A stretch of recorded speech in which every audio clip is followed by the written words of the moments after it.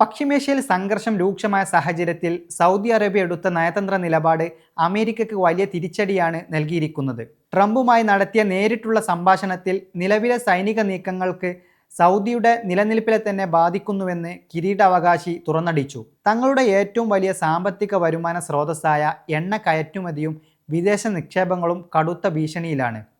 Houthi വിമതരുടെ drone missile ആക്രമണങ്ങളും Hormuz കടലിടുക്കിലൂടെ സഞ്ചരിക്കുന്ന എണ്ണക്കപ്പലുകൾക്ക് നേരെ ഉണ്ടാകുന്ന ഉപരോധവും സൗദി സമ്പദ് വ്യവസ്ഥയുടെ അടിത്തറയെ തന്നെ ഇളക്കിയിരിക്കുകയാണ്. വ്യാപാര പാതയിലെ സുരക്ഷ പൂർണ്ണമായും തകർന്നതോടെ അന്താരാഷ്ട്ര വിപണിയിൽ വൻ വിലക്കയറ്റമാണ് ഉണ്ടായിരിക്കുന്നത്.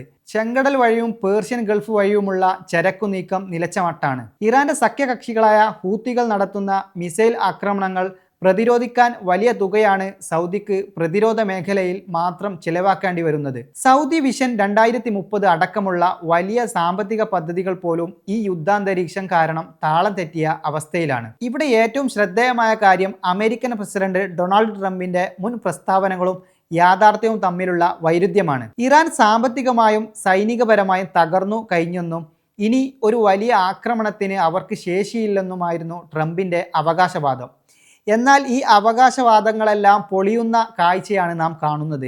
ഇറാന്റെ പ്രതിരോധ ശേഷിയും ആക്രമണശേഷിയും കുറഞ്ഞില്ലെന്ന തെളിയുന്ന കാഴ്ചയാണ് ഗൾഫ് മേഖലയിൽ നിലനിൽക്കുന്ന യുദ്ധഭീതി.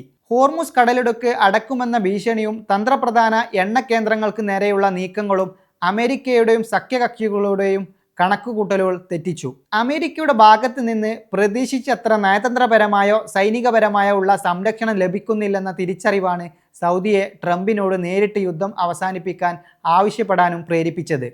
ഒരേ സമയം സഖ്യകക്ഷിയായ അമേരിക്കയെ തൃപ്തിപ്പെടുത്താനും അതേസമയം ഇറാന്റെ നേരിട്ടുള്ള ആക്രമണങ്ങളിൽ നിന്ന് രാജ്യത്തെ രക്ഷിക്കുവാനും സൗദി വൻ സമ്മർദ്ദത്തിലൂടെയാണ് കടന്നു പോകുന്നത്. സൗദി അറേബ്യയുടെ ഈ നിലപാട് മാറ്റം പശ്ചിമേഷ്യൻ രാഷ്ട്രീയത്തിൽ വലിയ അടിയൊഴുക്കുകൾക്ക് കാരണമാകും.